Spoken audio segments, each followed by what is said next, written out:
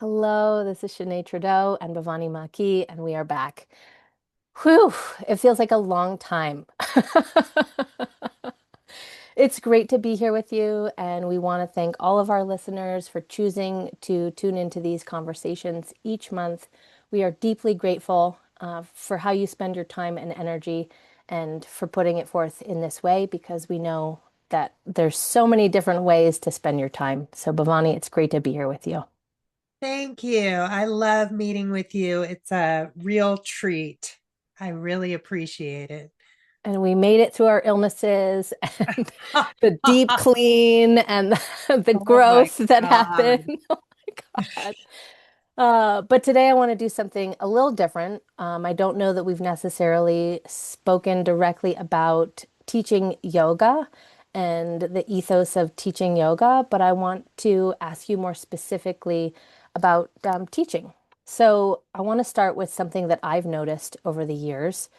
You and I have known each other for 10 years, almost 11 years. And I've noticed that you've changed the heading of your teacher trainings, in quotes, to just trainings. I don't know that you did this intentionally, but to me, it was an indication that what you're doing is not just churning out yoga teachers, like so many programs, but you're calling in those of us who want to go a little deeper for ourselves, for our own learning. And then if one wants to get a certificate or get the credentials to teach yoga or register with Yoga Alliance, then we can do that. But that's not really the point. I'm wondering if you might want to say more about that. You know, um, yeah, honestly, I'd like to get rid of the word training altogether. Um, However, you still have to present it in a way that there's kind of a mutual understanding. Really, I'd like it to be an experiment. Yeah. Yeah. That's what's happening. It's all really it reminds me of when I used to go to Mysore, and it used to be called the Ashtanga Yoga Research Center. Mm. And then they dropped that. And when actually speaking about like an increase of studentship of the body of students, it became so much more codified in what was being presented. And I mean, yoga is an experiment. Yoga is about exploring our repertoire, being curious. What if I did it like this? I mean, how did yoga even, how was the transmission received? Somebody had an insight and then they tried it on and they tried this and they tried that. And that's what is really, like for me, um, learning is most engaging and most exciting when I'm not being fed just material. I want to embody it. I want to talk about it. I'm curious about it. I think it's the conversations that happen. And maybe part of that is growing up in the milieu of academia, University of Chicago, and my dad being a professor, and I went through their laboratory school. So our whole education was really project based. Mm. So it's not to say that there isn't a project, there isn't an intention. I mean, that's what it's all about.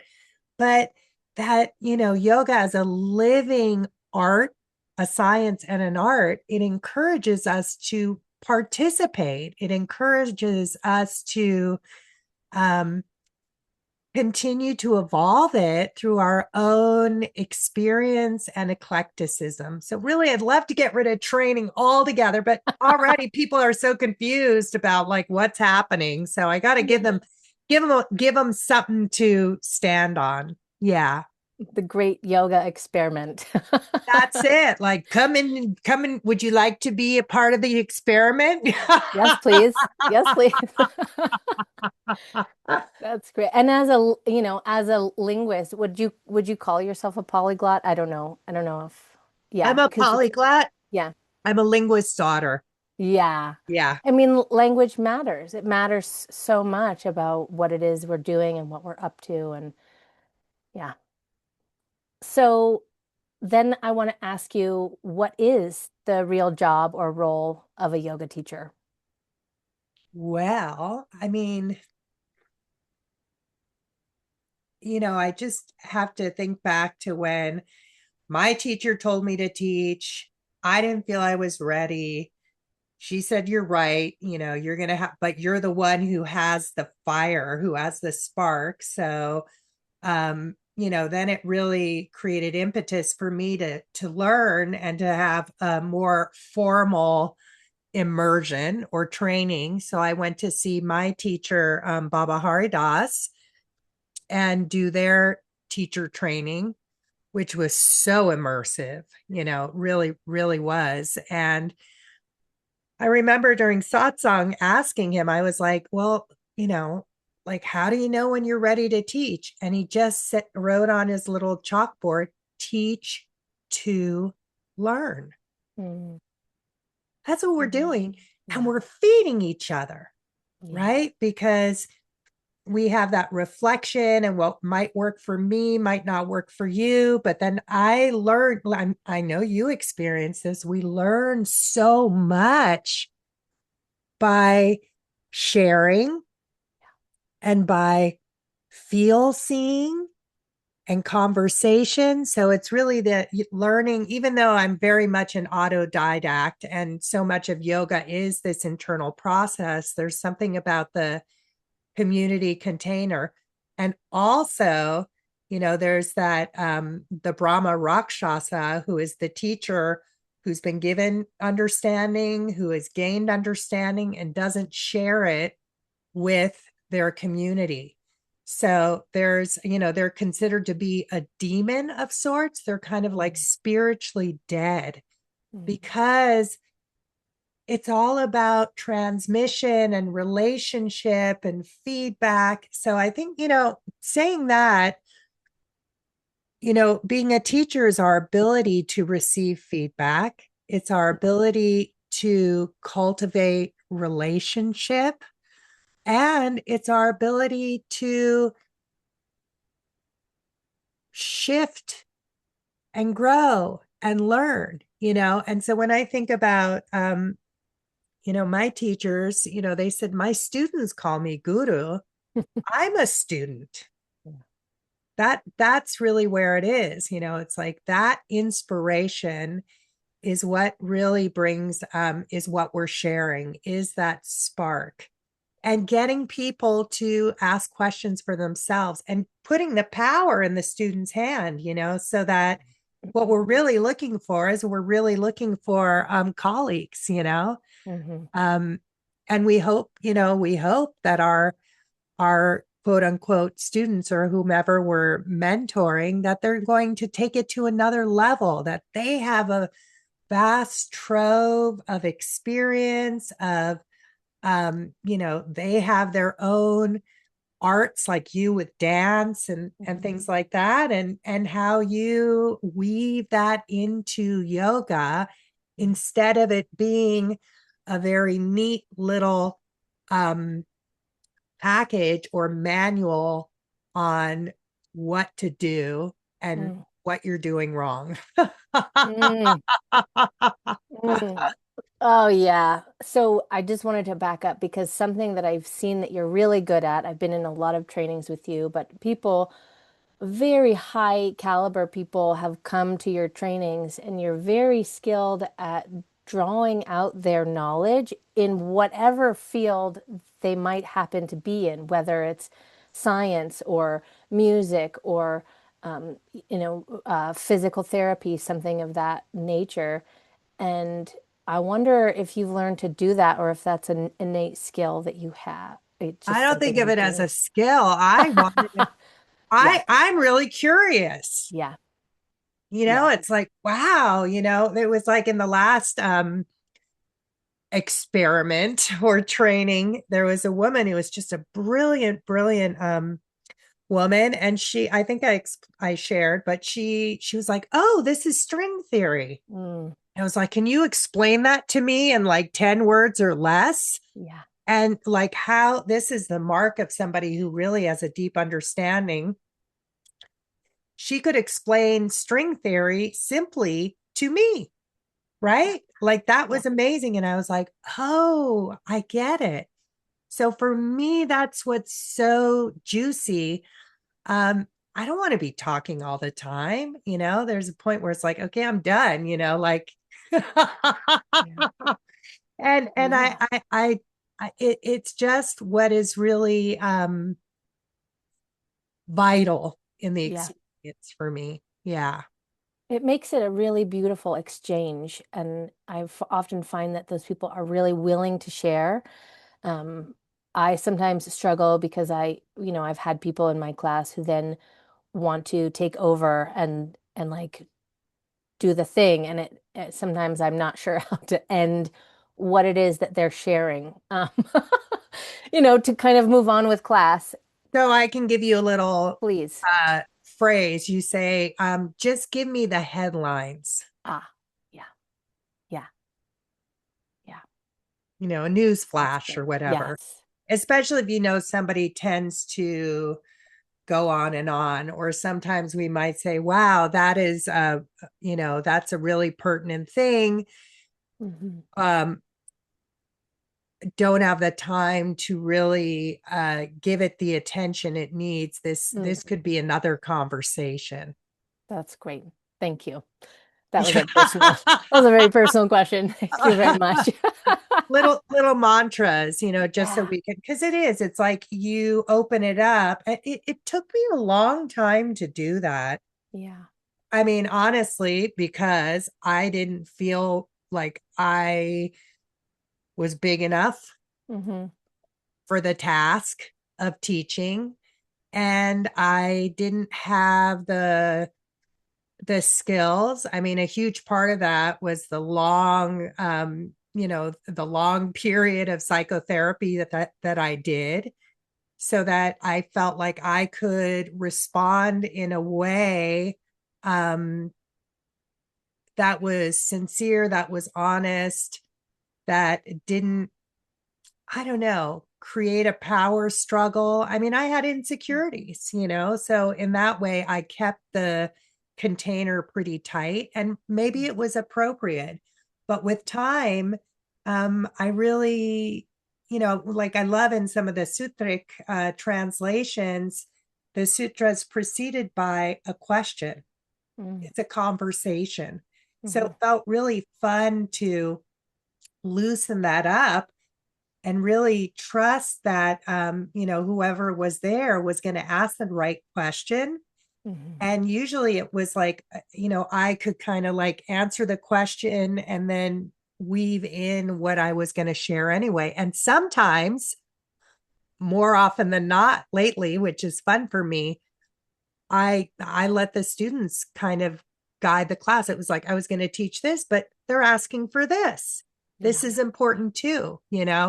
There's no way you can fulfill a complete curriculum. What you're really teaching is to learn. Right. Yeah. Yeah. I mean, it feels like that deep, genuine curiosity draws it out of both. That's why people are here to learn from you, from, a teacher as they hire a teacher because they're genuinely interested in the subject. And then it can be more of a conversation. That's very interesting to me. And in some ways, I mean, I'm not hiring them, but it's like they're invited to teach me. Yeah. Let's learn from each other. Let's Yeah. grow together. Let's like together that what Patanjali talks about as being samadhi. It's like we're getting a much bigger understanding Yeah. than we ever could on our own. Yeah. I noticed that it's also in the way you've set up your classroom. It's the way your space is right now. You teach in a circular yurt. And even when you had the yogashala and Yoga Hanale, it was a rectangular room. But what I noticed for the very first time that I walked into class is people faced each other. people were around. And I'm not sure if that came from your teachers, but for me personally, that absolutely changed how I went home and set up my own classroom. And it felt very organic and natural. And it was very unsettling for a lot of my students who were used to setting up their mats in rows and, one behind each other and all facing the teacher. And even that small gesture became a huge conversation piece for me as a teacher, but also as a student, because I could see everyone and everyone could see each other. And you can move around. Yeah.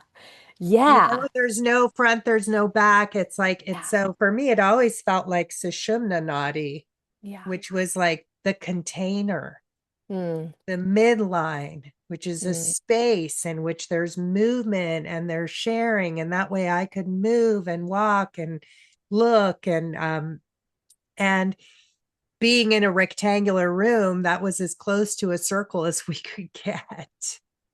And it was effective. It was really effective. And often people have said to me, oh, well, there's no place to hide now. That's right. And I'm like, yeah, and we don't, you don't need to hide, first of all, but it's a very interesting. I appreciate that. So talk to me more about practicing and teaching yoga from the perspective of bio-tensegrity. So you were making huge leaps and bound and opening your sphere, but in one of the last sutra mentorships, you spoke about breaking up with the cult of yoga. And that was powerful for me. And I'm wondering if you can say a little more about that. Yes. First of all, this is probably going to trigger some people. Okay, trigger It's warning. yeah, trigger warning. Because and I get it because I invested so much time, so much of myself, and then actually became identified with the canonical teachings of yoga as being a certain way.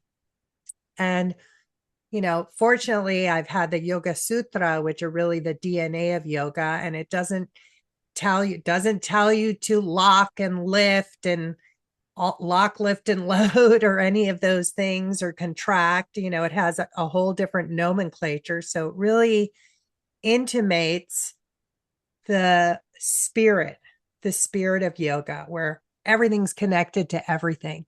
Okay. Um, so I want to say that, and I'm still offering these online bio-tensegrity explorations. Um, as you know, we're not doing a lot of quote unquote asana because so much of that is highly choreographed, and there's so much information out there, like you have to lift your kneecaps and you have to crank on your psoas and you have to do all these things that all those complexities, it's just a lot to work through. So what I've done is titrated things way down, so that we're actually instead of having this idea of what the right form is and trying to chase this form, we're actually exploring yoga as self-revelatory, as self-realization and self-actualization. And that happens through our senses.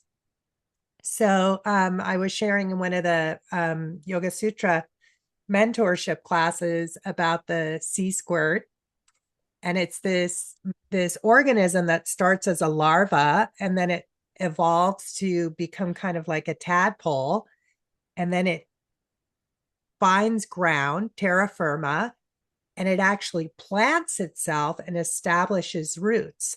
Mhm. Up to that point, it has a brain and it has senses.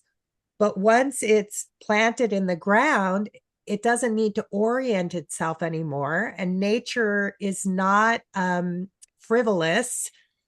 And so, what happens with this organism is it digests its own brain. And it's so fascinating because as like in Samkhya yoga philosophy, it talks about how the senses are the gateways to our consciousness. And that's how we actually tune into our soul. Last week's sutra was saying that your revelation process doesn't happen through your brain. It's your soul that's speaking to you. And how does the soul speak? Who I'm getting it right now is the chicken skin. It's like really getting out of the swirling of our brain and coming into our bodies. So it's been so exciting to, instead of like, you can't do it wrong, you can't do it right. This is about opening new pathways, which is really, forming new connections and seeing like, we've explored pre-movement, for instance, from Hubert Godard, who is a SI structural integration practitioner and also a dance teacher in France, and how all we have to do is think about doing something, and our body tends to have a certain kind of like a samskara. Like I know for me, my left shoulder blade kind of like goes into my back, my right shoulder blade leans forward. And we start to observe this stuff and see, wow, maybe I have some other choices.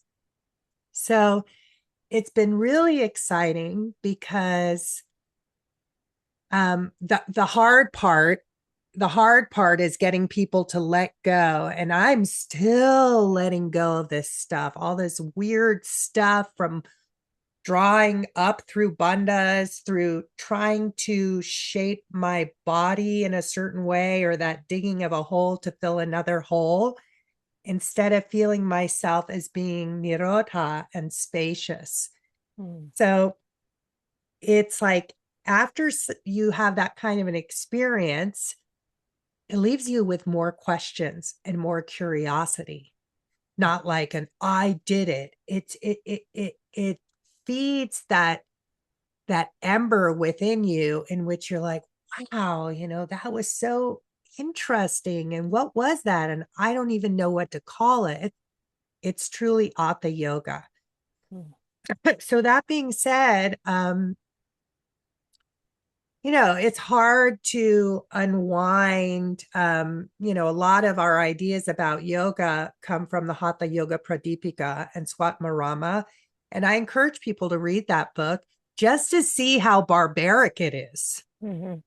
Like, Yeah. it's crazy. What are we doing? And I've shared before, it's like in that Hatha yoga system, there's no yama, there's no niyama. Mm. It's not based on a sense of your own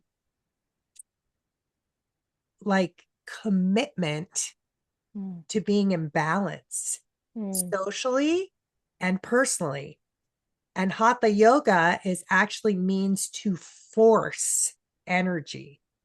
So Okay. just This is that great. alone, has Yeah. a sense of aggression to it. I've always wondered about that. This is, keep going. Sorry, I'm having moments. Yeah. So, it's like, is that what we're doing?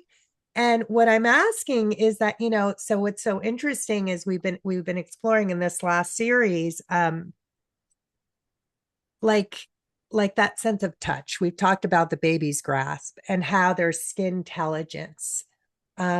And so when we are moved by our senses, which is the sensations connect us to our feelings and our emotions, which are the way that our soul speaks. And then we have to like figure out, we have to interpret it. That's a whole other story, literally. um Movement has meaning, but the way that a lot of people practice yoga or even work out is the movement is they're basically using their body like a machine. Mm. And it's like this, I just feel like I woke up from this collective mirage that if it hurts and if it's hard, it must be good for me. And I'm like, how does that even make sense? Why does that make sense? Why am I going against the grain of my being? Why am I not trusting my body? Now, that doesn't mean that I don't get impatient. That's something else. Yeah. But my body doesn't lie. There's books written about that. The body keeps the score. So, why would I be pushing myself instead of really like tuning in? And am I doing the yoga for the sake of the yoga, or am I letting the yoga be an opportunity for me to explore the magic and the miracle of my own life, the interconnectivity of it? Mm. So that's really you know, the cult thinking that I feel like I'm coming out of. And it's not just in yoga, it's in the whole fitness Mhm. world. Mhm. I recently had a surprise visit. Oh God.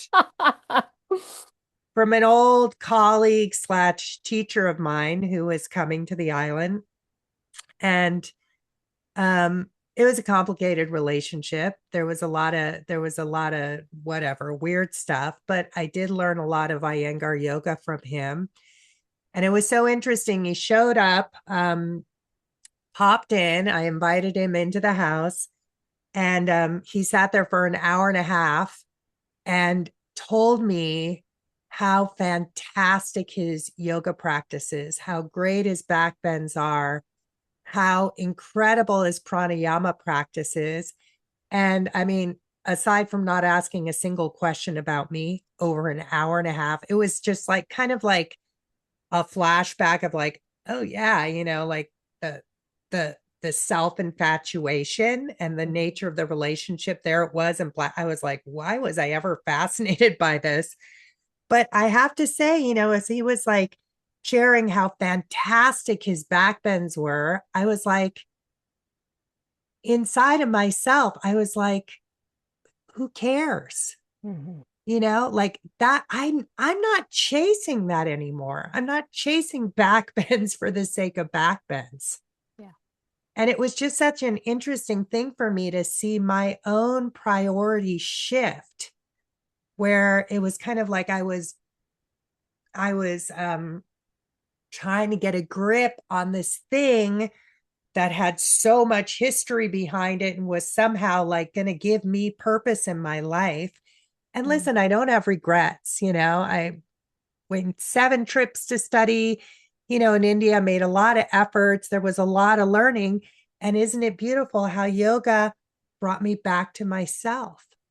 Um, that I'm not doing the yoga to do yoga, but the yoga is for me to be able to really like tune into the juice, get curious, ask questions, be able to look at things in different ways, and to gain confidence in myself, Mhm. that I know the right questions. I can really tune into what is that sense of libido, what has interest for me, Mhm. which is then going to allow all of this creative flow to come out of me. Mm. It's good. But it So was I'm, kind of like running into an old boyfriend, and you're like, oh my yeah, God, like like, what was the oh, fascination? good. Like it was really interesting. Yeah. I mean, You there's know, so much there, but I'm curious if so do you sense that your m movement started changing first, the way you move, or that your thinking, your education, so I'm curious personally if you were already in the bio-tensegrity world and then your movement changed, or what, how did that work? Sorry, that's not, I didn't have this gosh, question I written don't down. really know. I mean, other than I don't really know. Yeah. They No, simultaneously arose. kind of simultaneously arose. Again, I had to kind of leave the world that I knew as yoga to Mm. really begin to explore movement that was functional. Yeah, I'm less interested in back bends yeah, than I am in being able to breathe well. And actually, what I found is most people struggle standing, yeah, struggle sitting, yeah. struggle just um, doing life. That's kind of more practical than making all these shapes in your body. Yeah. So I just feel like, it's that antaraya, that rite of passage where we, potentially says alabda bhumikatva. Don't miss the point. Don't miss the point. You're not here to serve the yoga. Yoga is a vehicle for you, and it's svabhava, like tune into your own self, and swadharma, find out what supports you. So, a lot of it was just like, wow, I mean, I could just feel, here it's somebody I've been practicing since I was 9 years old. I just turned 58. Was it this week? Oh my God. Yeah. So close to 50 years. And to really feel like I had these strange adaptations in my body because I was making my body do something that was artificial. Mm, And then it became embedded in me. And it actually created problems. mm. Yeah. Yeah, it's so exciting for me personally because I know I've talked about this a little before, but with I took a few of your bio-tensegrity series online and it just had me weeping at the end because I was able to come back to movement for movement's sake and be able to explore more of my dance background. Not it was more in the feeling aspect of it, not the formal training aspect of it, but it was more like rolling around on the floor to feel myself, which is what I love so much. And yeah, so it's great that you're continuing that series. So a quick plug because we don't have commercials or advertisements. So please visit Bhavani's website if you want to find out more about the online bio-tensegrity series. And it was really powerful for me because, like you said, we didn't necessarily do much, but the return on the feeling level was so much more than a rigorous backbend practice than trying to crank myself into these shapes with which quite frankly I can't do right now. I'm a year and a half postpartum, but my whole body is like still organizing itself. So it was profound for me to be able to move in subtle ways with great effect. And I don't know why it works, but it works. Well, I can tell you why it works. Please. And there's science behind it. When movement is, first of all, to move subtly, you can't be using your mind and a narrative in the same way. You actually have to sense what's happening. So it creates, now you're turning on your like cytosomatic network, fascia, the organ of form, which has the most sensory nerves in any part of your body, and where information travels at the speed of light, where all of the cellular functions are happening. Our brain can't handle that kind of information. Okay. So you're tuning into your native intelligence. And with subtle movement, micro movement, you're creating a change in frequency. So they found that about 3 layers down from your skin, there's particular type of fascia that responds to the shearing action, slight friction. And when you do that, it actually changes its chemical nature to become more of a, I think it's called hyaluronic. Maybe I'm saying it wrong. I think they promote that in skin products and skincare because it plumps everything up. It brings juice everywhere. And the amazing thing is, you don't have to go deep. By staying at this level, it then creates a ripple of change in the whole system. And when you're trying to do big things, oftentimes you're relying on your strengths, which mask areas in yourself that are uninhabited. So by doing this, you're actually tuning into this other intelligence that creates a shift. And we've been playing with this a lot um, with the skin intelligence and different ways of moving. Um, Interestingly, in this last class that we did, it was like we did this exploration where we were actually putting a little bit of friction on the skin and moving in that way. Um, and it created so much ease instead of trying to move from the core, whatever that means, on the to the outside. By moving from superficial, it went deep, and then the deeper parts of ourselves were able to move with less restriction. It's a little hard to explain, but yeah, there's a lot of science behind it, but That's it's not wonderful. really in yoga.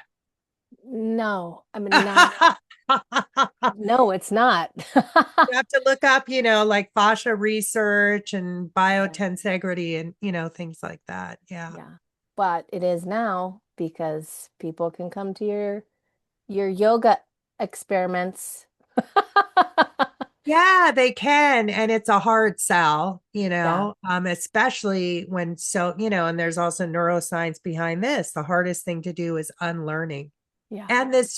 And really a huge shift in values and priorities. Mm, People struggle with that, mhm, again, that idea of what a fit body looks like.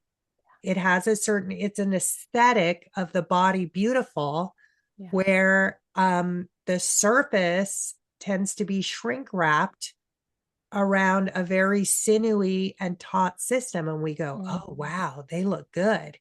And it's gotten to the point where I'm like, oh my God, I can see where um, they're just, they don't have much, they're not, the inside isn't connected to the outside. hmm Yeah. I mean, one of my teachers, structural integration teachers, he says most people, they've got their front is glued to the back, mm, their inside's glued to the outside.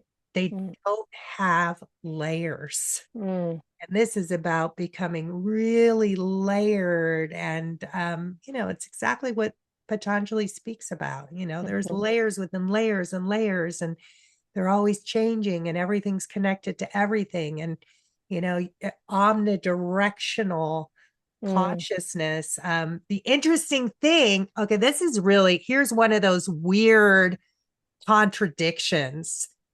It's like being tight is considered a bad thing. mm, And yet, like tension's considered bad. And yet mhm, everybody's tensing themselves up. mm, Like they have this idea of what a beautiful form is, which is like really muscly and sinewy and tight.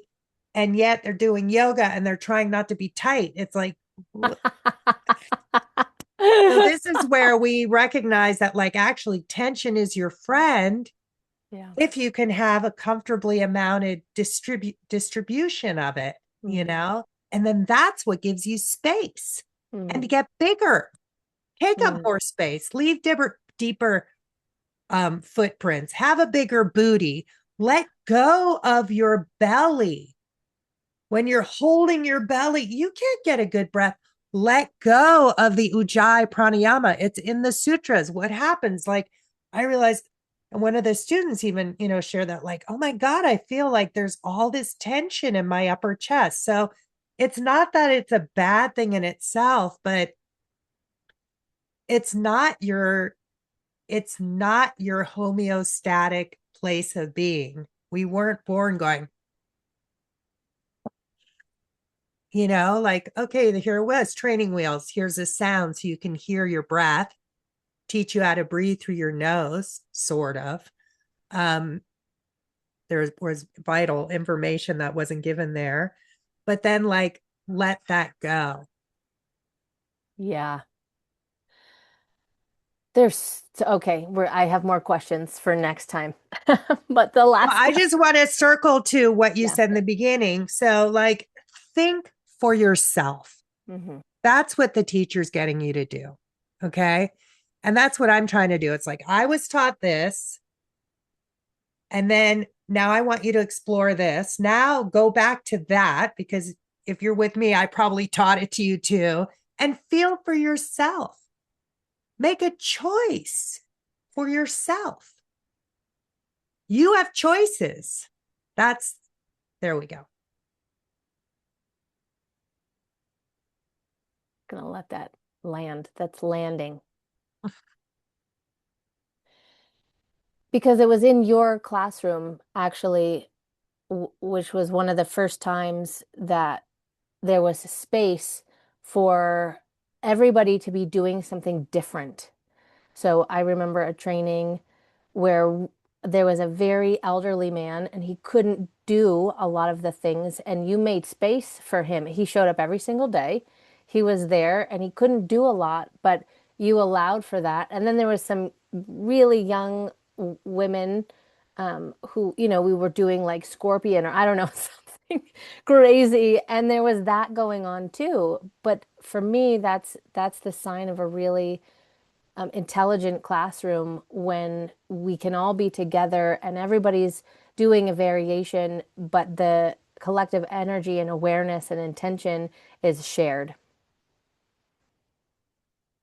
That's how I like it to be. Yeah. So cool. So I have one last question for today, and it's about learning how to read bodies.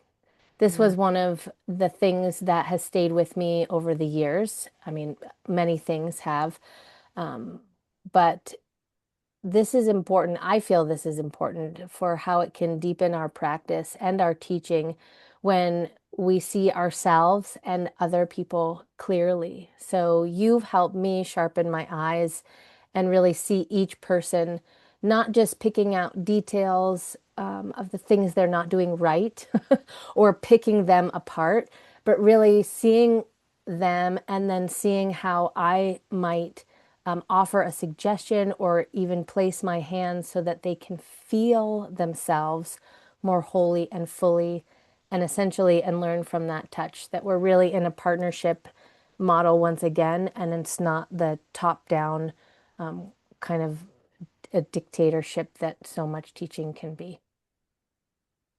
Yeah, it's important. And again, people who have really studied a methodology, um, they become so trained that they can mask a lot of things. So, kind of a comparison that came to me as I was realizing, like, whoa, like a lot of what I learned isn't really functional. I was like, oh, it's like ballet. It's an aesthetic that the feet should be turned out this way or you should look this way. And when I understood that, like, oh, I was being taught an aesthetic. And then a lot of those ballet dancers, they have very short careers because they're knees and hips and feet and backs are all messed up from holding this very contrived, I guess, was it designed so that your feet didn't point at the king or something like that. I mean, ballet is beautiful, the body is beautiful, all movement is beautiful, but when we get stuck in some kind of a style. So a lot of people are very good at masking things. With the structural integration work that I do, I often will, because for some of us, we learn through seeing. So when I give a session, there'll be like a before picture and an after picture. They can see the shifts that have happened and it helps them with their neural mapping. Mm. their remapping of themselves. So, where was I going with this? The the original question was about Yes. learning Oh, to. yes, yes. So oftentimes, I'll work with yoga practitioners and I'll be like, okay, could you just stand facing me? And I'm doing, I'm just kind of looking at them. I actually am looking at them from the moment they arrive. That's when I'm really looking. Because as soon as you get them standing, it's like they put their feet together if that's what they were trained. When I was practicing in Tucson, I actually one of the people I was working on was like this general, a retired general in his 80s. And it was so hard to take pictures because he would literally stand in attention. And then when he would rotate, because we take sagittal pictures and from the posterior as well, he would do this military step and turn and click and place. And so it was like I couldn't really I just wanted him to just be at ease, not like stand well or try to walk well or anything. And so what I learned to say to him was at ease, and then he would relax. Whoa. But I see this with a lot of yoga people. And I just remember Patabi Joyce saying you yoga students, you work so hard on your form, but then when I see you sitting or Mm. standing, you're all collapsed. So that's the moment. That's what the yoga's for. Is like, can I sit well? Can I, even the tradition of Acharya, somebody who walks in a beautiful way, somebody who has a relationship, it's an indigenous tradition. Do you have a connection to the ground that you're standing on? Do you have relationship to the plants, the people, the culture of this place, the younger generations, the kupuna, the elders? It's like, how you are, or are you so holding yourself in this idea of this puritanical idea of what it means to be aligned? It's more, it's more of a heart space. Yeah. So seeing someone and that's true too. It's like just helping them to get the best good out of themselves, you know? And it reminds me of that said teacher. And one of the things he used to do was like stop the whole class and call everybody over and say, look at Bhavani. She's a mess. She's got no lumbar curve. Why wasn't there another question? Like, what's going on with your low back? And, I only learned 2 years ago or a year ago that I had actually fractured one of the vertebrae in my back. That was something I didn't know. Like, it might have been good to be like, hey, I wonder what's going on with your back. Yeah. Instead of it being like it was intimated that there was something really inherently wrong with me because I didn't have this fabulous quote unquote back bend practice. Um, and it's so interesting because I just so wanted a lumbar curve. I just so wanted one.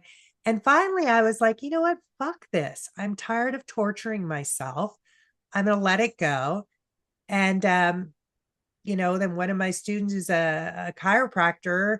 I had gotten into trouble one day. I like something weird had happened. And she said, have you had x-rays? And I had the x-rays and we looked. And then I got, this tensegrity education, and I had the intervention of hands-on work to help me get free of where I was inhibited. I mean, that's what the hands-on is for. It's like, okay, like, let me hold this and you do that, or what about this? And suddenly I had a lumbar curve. Not that I was even chasing it anymore, because it was like a form of psychological, self injury that I was doing. But then it just started to happen because, I actually got information and encouragement and support. Um, so yeah, being able to see the individual, and not everybody's built the same. And not everybody can do all those things. And it doesn't even matter. In the end, it's about them being able to be more curious, more creative, more dynamic in their exploration of self.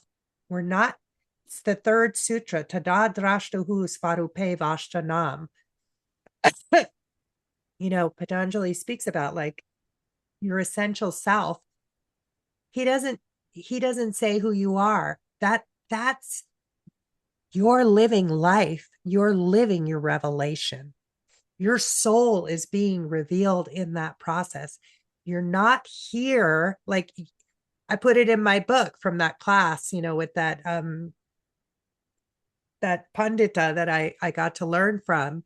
And he said, yoga doesn't need you. Don't try to live through yoga. How can yoga live through you?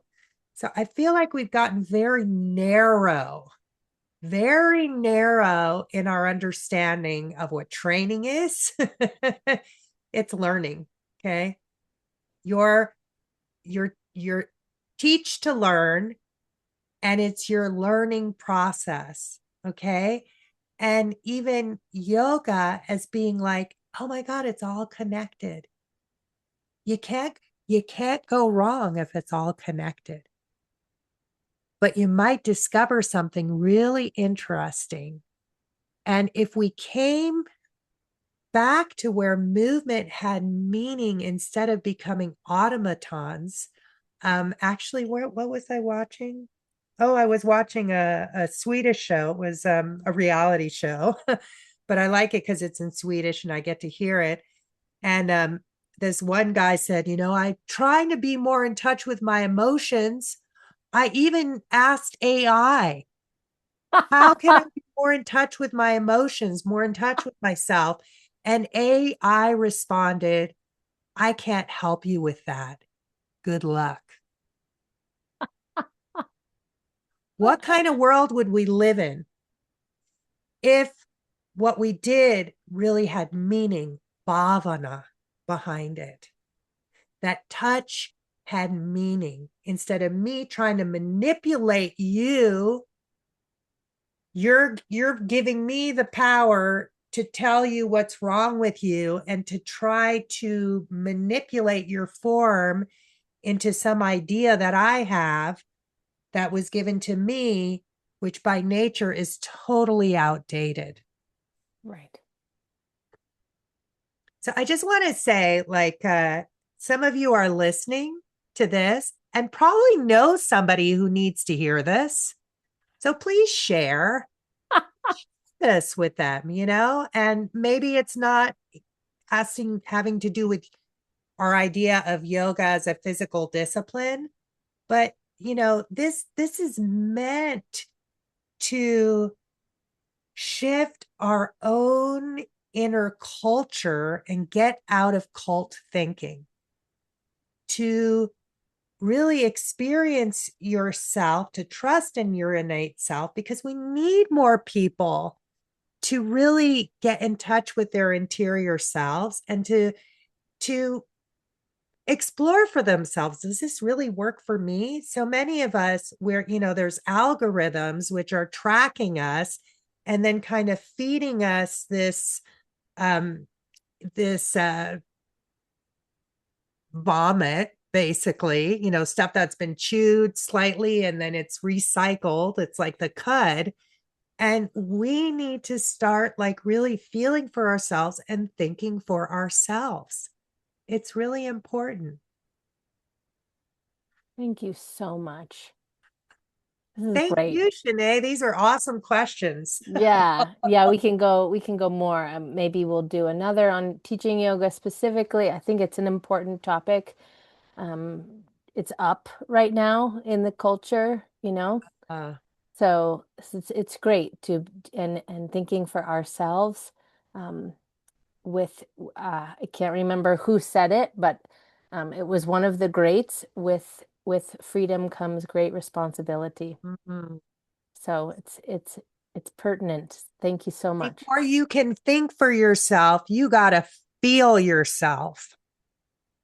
Amen. It doesn't happen that other way around. A lot of us think ourselves through life, but like that's chitta vritti. That's just mental gyrations. Yeah, yeah. Thank you, Shanae. Happy spring, everyone. And happy birthday, Bhavani. Ah, mahalo. Okay, bye-bye. Aloha.